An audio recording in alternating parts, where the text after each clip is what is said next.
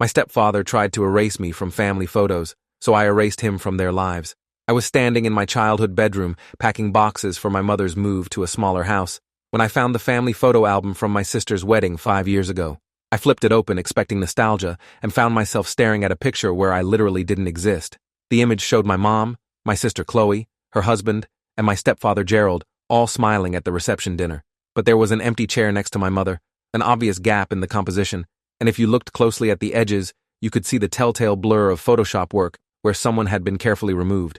That someone was me. I'd been the best man at that wedding. I'd given the toast. I was in the original photo sitting in that exact chair, wearing the gray suit I'd rented specifically for the occasion. My hands started shaking as I flipped through more pages of the album, finding myself systematically erased from image after image, sometimes just cropped out, sometimes poorly edited, sometimes replaced with decorative objects or other family members shifted to fill the space. In one photo from the reception, where I'd been standing between Chloe and my mother, Gerald had been photoshopped into my exact position, his arm around my mom where mine had been. The violation was so profound, so deliberate, that I had to sit down on the floor before my legs gave out. I'd been living in Seattle for the past 8 years, working as a software engineer at a mid-sized tech company, visiting home to Portland maybe 3 or 4 times a year. My dad died when I was 16, sudden heart attack, devastating and unexpected, and my mom had been alone for nearly 3 years before she met Gerald Westbrook at her church group. He'd seemed fine at first, a widower himself, retired from a career in insurance sales, attentive to my mom in a way that made her light up again after years of grief. They'd dated for 2 years before getting married, and by that point I was already in college, focused on my own life, happy that my mom had found someone. Gerald had always been polite to me, if a bit distant, but I'd chalked that up to the inherent awkwardness of being a step-parent to adult children.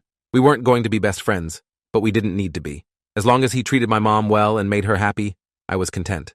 My sister Chloe, who still lived in Portland, seemed to have a better relationship with him, or at least I thought she did.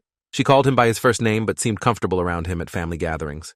I'd been to maybe a dozen holidays and events since they'd married 6 years ago, always pleasant enough, nothing that raised red flags. But now, holding this photo album with my face literally removed from my own family's memories, I realized I'd missed something critical. The first strange detail I'd noticed, though I hadn't recognized it as strange at the time, was about 2 years ago during Christmas dinner.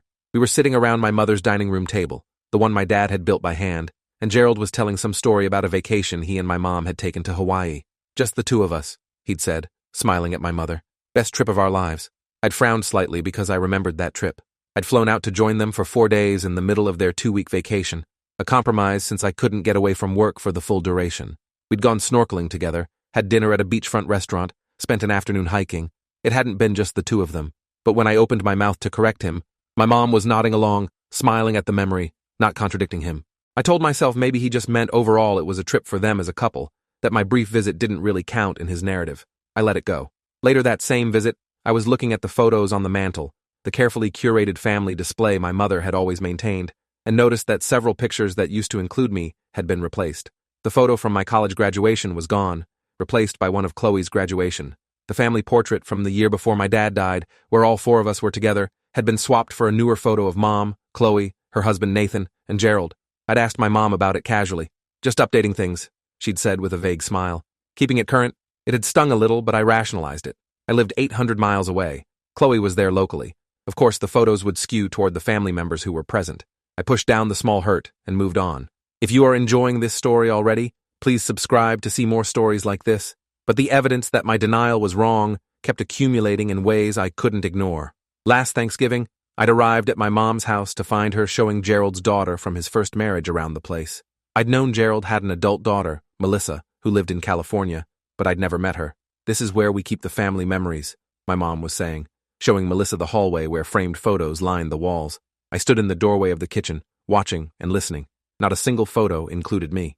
There were pictures of my mom and Gerald on various trips, Chloe and Nathan at their wedding, Chloe's kids, my nephews who I adored, at various ages, even some older photos of my mom with my dad. But every image that had once included me had either been replaced or removed. The spot where my high school senior portrait used to hang now displayed one of Gerald's grandchildren. The family beach photo from a trip to Cannon Beach 2 years after Dad died, where teenaged me stood between Mom and Chloe, was just gone, replaced by a generic landscape print. My physical reaction was immediate and visceral. My throat tightened. My chest felt compressed, like someone was squeezing all the air out of my lungs. I excused myself to the bathroom and stood there gripping the sink, staring at my reflection, trying to understand what I was seeing. Was I being erased from my own family? My failed attempt to fix it came that same evening when I pulled my mom aside after dinner. "Mom, can we talk?" I asked, trying to keep my voice steady. We went into her bedroom, and I closed the door. I noticed all the photos in the hallway have changed. There aren't any pictures of me anymore.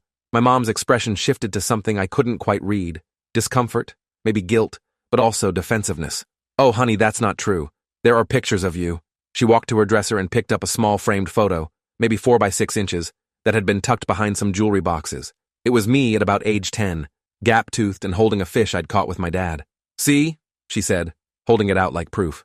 I stared at the tiny photo of a child I barely recognized anymore. "Mom, I'm 32 years old. Don't you have any current photos of me displayed?" She set the frame down carefully. "You're not here very often, sweetheart. Gerald thought it might be nice to showcase the family members who are around more, and his grandchildren are here all the time." The way she said "Gerald thought" made something twist in my gut.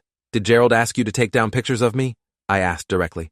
Her face closed off. "He suggested updating the decor, that's all. You're being overly sensitive. You know you're always part of this family." But her words felt hollow, and she wouldn't quite meet my eyes. I dropped it because I didn't want to cause drama, didn't want to make Thanksgiving awkward, didn't want to admit that my own mother might be complicit in erasing me. I flew back to Seattle 2 days later feeling unmoored and confused. The institutional involvement started when I couldn't shake the wrongness of what I'd seen. I contacted a therapist back in Seattle, Dr. Jonathan Pierce, who specialized in family dynamics and had excellent reviews. He was maybe 50, with graying hair and the kind of calm presence that made you feel safe being honest. I told him everything in our first session: the missing photos, Gerald's rewriting of family history, my mom's defensive reactions. "What you're describing sounds like a form of gaslighting and familial alienation," Dr. Pierce said, making notes. "When someone systematically removes evidence of a person's existence or relationship to the family, that's a deliberate psychological manipulation." He looked up at me. "Do you have any evidence of the original photos? Ways to prove you were in the images that have been altered?" I thought about it. Social media, I realized. I'd posted some of those same photos to Facebook over the years. My friends had posted pictures from events where I was clearly present with my family. I started compiling a file, screenshots of original photos with metadata showing dates and locations, comparing them to what was now in my mother's house or what I'd found in that wedding album. The evidence was damning. In at least 18 instances, I could prove that photos had been altered to remove me, or that I'd been cropped out of family images that were being displayed. The private investigator came into the picture when Dr. Pierce suggested I might want to understand the full scope of what was happening. If this pattern is as extensive as it sounds, there might be legal implications, especially if it relates to things like inheritance or legal documents, he'd said. I hired Thomas Brennan, a PI who'd been recommended by a colleague at work who'd used him during a custody dispute. Thomas was ex-military, mid-40s, methodical, and thorough.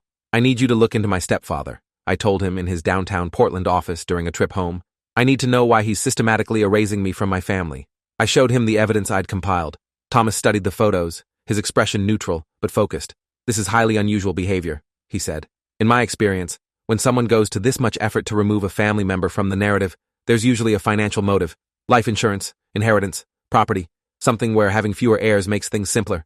He leaned back in his chair. "Let me look into your stepfather's background, your mother's assets, any legal documents that might be relevant. Give me 3 weeks." What Thomas found was worse than I'd imagined. We met again in his office, and he laid out a folder thick with documentation.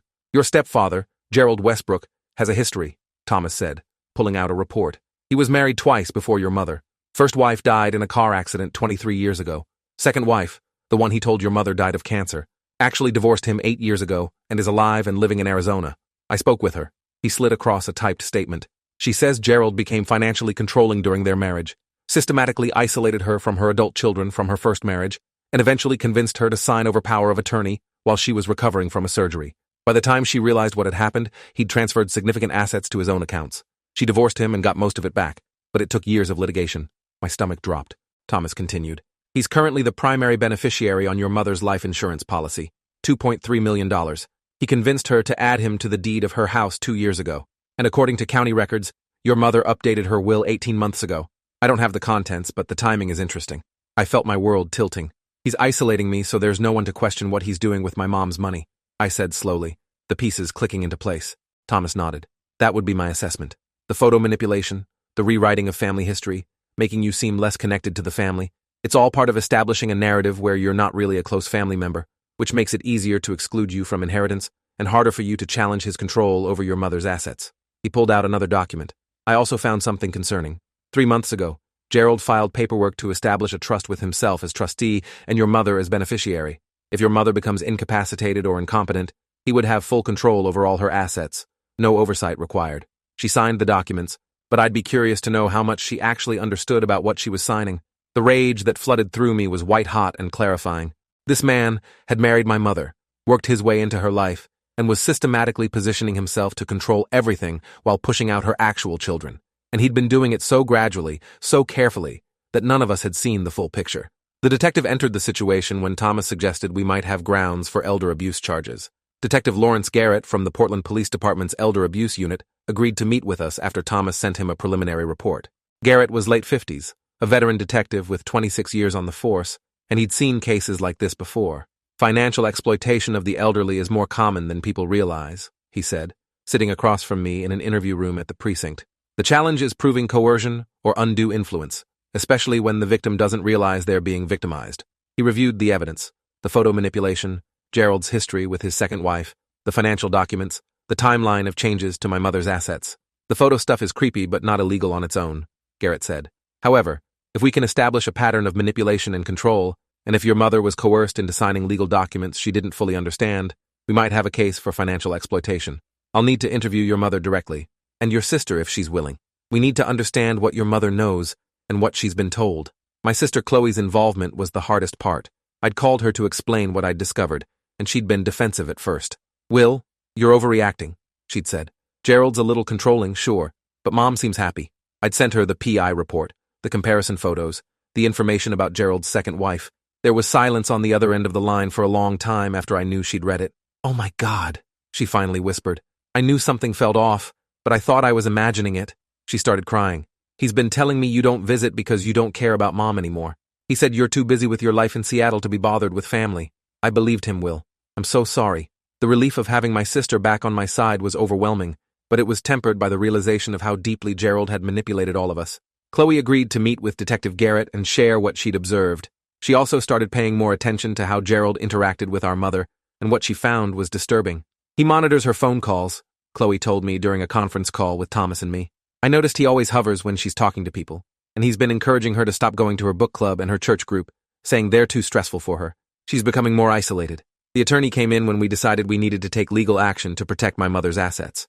Elizabeth Montgomery was a family law attorney specializing in elder abuse cases, recommended by Detective Garrett. She was sharp and direct, early 40s, with a reputation for aggressive advocacy. What we're looking at here is a clear pattern of financial exploitation and undue influence, Elizabeth said in our first meeting at her downtown office. Chloe and I sat across from her while she reviewed all the documentation. The challenge is that your mother is legally competent and has the right to make her own decisions, even bad ones. However, if we can prove that she was coerced or didn't understand the legal documents she signed, we can petition the court to invalidate some of these transactions. She pulled up the trust documents on her laptop. This is particularly concerning. The language here gives Gerald essentially unlimited power if your mother is deemed incapacitated, which could be as simple as a doctor saying she's too stressed to make financial decisions. It's a massive red flag. Elizabeth outlined our options. File for a guardianship evaluation, petition to invalidate the recent changes to the will and property deed, and pursue a restraining order if we could demonstrate financial abuse. But, she cautioned, your mother is likely to resist this. People in these situations often defend their abuser because they've been manipulated into believing the family members who are trying to help are actually the problem. The crisis peaked on a Friday evening when Chloe called me in a panic. Mom's in the hospital, she said, her voice shaking. She collapsed at home. Gerald called me and said she had a stroke. I booked a flight immediately, arriving in Portland at midnight, and went straight to the hospital. My mother was in ICU, stable but sedated, with Gerald sitting beside her bed like a devoted husband. He looked up when I walked in, and for the first time I saw something cold and calculating in his eyes that he didn't bother to hide. She's resting, he said. The doctors say it was a mild stroke. She'll recover, but she needs quiet and no stress. The way he emphasized no stress felt like a warning. I sat on the other side of her bed and took my mom's hand, and Gerald's face tightened. The doctors said only immediate family, he said. I looked at him directly. I am immediate family. I'm her son. He stood up, his posture aggressive. She hasn't asked for you. Maybe you should respect her wishes. I felt my temper flare but kept my voice level. I'll leave when she wakes up and tells me herself that she doesn't want me here. We stared at each other, and I saw the mask fully slip. This man hated me, had always hated me, saw me as an obstacle to whatever plan he'd been executing. The confrontation continued in the hallway after a nurse asked us to take our discussion outside. Gerald's voice was low and venomous. You abandoned your mother years ago, moved across the country, barely visit. I'm the one who's been here taking care of her. You don't get to swoop in now and play the concerned son. I pulled out my phone and showed him screenshots of the photos he'd altered, the evidence Thomas had compiled. I know what you've been doing, I said quietly. The photos, the financial manipulation, your history with your second wife. I know all of it. For just a moment, I saw genuine fear cross his face before he recovered. I don't know what kind of paranoid conspiracy theory you've constructed, but you need to leave my wife alone. She doesn't need your drama. He pulled out his own phone. I'm calling security to have you removed. I smiled coldly. Go ahead. And while you're at it, explain to them why you've been systematically stealing from my mother and isolating her from her children. Detective Garrett from the Elder Abuse Unit would love to hear about it. The mention of the detective made him pause. You involved the police? His voice was tight. For what? Taking care of my wife? I stepped closer. For financial exploitation, undue influence, and elder abuse. They're building a case. So go ahead, call security. Let's have this conversation in front of witnesses. If this story keeps your interest, please subscribe to get more stories like this. Gerald didn't call security. Instead, he turned and walked back into my mother's room, and I heard him on the phone moments later. He was calling his attorney. I texted Chloe and Elizabeth Montgomery, updating them on the situation. Elizabeth responded immediately. Do not leave the hospital. Stay close to your mother. Document everything. I'm filing emergency papers with the court first thing in the morning. I spent the night in the ICU waiting room, taking shifts with Chloe, so one of us was always near our mother. Gerald stayed in her room, but I could see through the window that he was making phone calls, pacing, clearly agitated. At one point, a nurse came out and told me my mother was awake and asking for me. I went in, and Gerald started to object, but the nurse shut him down. She asked for her son. That means both her son and her husband can be here. My mother looked small and fragile in the hospital bed, an IV in her arm, monitors beeping softly. Hi, Mom, I said, taking her hand. Her eyes focused on me, confused but aware. William, what are you doing here? She asked, her words slightly slurred from the stroke. I swallowed the hurt that she seemed surprised I'd come. I flew in as soon as I heard. How are you feeling? She squeezed my hand weakly. Tired. My head hurts. Gerald moved to her other side. Honey, you need to rest. The doctors said no stress, but my mother's eyes stayed on me, something clearing in her expression. I had the strangest thought while I was lying here, she said slowly. I couldn't remember the last time I saw a picture of you in the house. Why is that? The question hung in the air, and I saw Gerald's face go rigid. This was the moment. Because Gerald removed them, Mom, I said gently. He's been taking down photos of me, editing me out of pictures, trying to make it seem like I'm not part of this family. I pulled out my phone and showed her the side-by-side comparisons, the original photos and the altered versions. Her face crumpled as she looked at the evidence, tears starting to roll down her cheeks. Why would you do this? She asked Gerald, her voice breaking. Gerald started to sputter excuses, but I kept going. Mom, he's been manipulating you. He got you to change your will, add him to the house deed, create a trust where he controls everything if you're incapacitated. He's isolated you from your friends, convinced you that I don't care about you, all so he can control your money. I showed her the PI report on Gerald's second wife, the timeline of financial changes, everything. My mother's hand went to her mouth, horror and realization flooding her features. Linda, don't listen to him, Gerald said, his voice taking on a pleading tone. He's trying to turn you against me. He's jealous because you found happiness again. But the spell was broken. My mother looked at him like she was seeing him for the first time. Get out, she whispered. Get out of this room. Gerald's face transformed from pleading to furious. You don't mean that. You're confused from the stroke. You're not thinking clearly. My mother's voice grew stronger. Get out now, or I'll call the nurse and have you removed. The resolution through exposure happened rapidly after that. Elizabeth filed emergency petitions with the court that Monday morning, a request for a temporary restraining order against Gerald, a motion to freeze all of my mother's assets pending investigation, and a petition to invalidate the trust, the will changes, and the property deed transfer on grounds of undue influence. The judge, Honorable Dennis Klein, reviewed the evidence in an expedited hearing and granted all three requests pending a full hearing. Gerald was ordered to stay at least 500 feet from my mother and to have no contact except through attorneys. All joint accounts were frozen, and an independent accountant was appointed to review every transaction over the past 3 years. Detective Garrett moved forward with criminal charges based on my mother's statement and the financial evidence. 2 counts of financial exploitation of a vulnerable person and 1 count of fraud related to the altered legal documents. The arrest happened on a Wednesday morning. Chloe called me to say she'd seen it on the news. Gerald being led out of his attorney's office in handcuffs, looking diminished and old in a way he never had before. The local news ran the story. Local man arrested for allegedly defrauding wife, manipulating inheritance documents. They didn't have all the details yet, but the public exposure had begun. The media coverage expanded when Gerald's second wife, Diana, agreed to be interviewed. She spoke to a local investigative reporter about her experience with Gerald, describing the same pattern of behavior, the isolation, the financial control, the the manipulation of family relationships. He's a predator, she said on camera. He targets widows or women who are vulnerable, gains their trust, and then systematically takes control of their lives and finances. I'm grateful I escaped before it was too late. I hope Linda can recover from this. The story went viral in Portland, picked up by the major news outlets. Suddenly, Gerald Westbrook's face was everywhere, associated with words like con artist, financial predator, and elder abuser. His daughter, Melissa, called my mother to apologize, saying she'd had no idea what her father was doing, that she'd been kept largely separate from his relationship with my mom. Other victims started coming forward. A woman from his church who said he'd borrowed $20,000 and never repaid it. An elderly neighbor who said Gerald had offered to help manage her finances before she got suspicious and cut him off. The scope of his manipulations became clear. This wasn't personal. I wasn't special. We were just his latest marks. The courtroom hearing 3 weeks later was where everything came together. Elizabeth Montgomery presented our case before Judge Klein, with my mother sitting in the front row, stronger now after recovering from her stroke, determined to see this through. Elizabeth called witnesses methodically. Thomas Brennan, who outlined Gerald's history and the pattern of photo manipulation. Dr. Pierce, who testified about the psychological impact of gaslighting and familial alienation. Detective Garrett, who presented the criminal investigation findings. And finally, my mother herself. Linda took the stand and described how Gerald had slowly isolated her, convinced her that I didn't care about her, pressured her into signing documents she didn't fully understand. He told me William had his own life and didn't have time for an old woman like me, she said, her voice cracking. He said Chloe was busy with her family and that I was being a burden to my children. He made me feel like the only person who truly cared about me was him. She looked directly at Gerald, who sat stone-faced at the defendant's table. He took advantage of my grief over my husband, my loneliness, and my trust.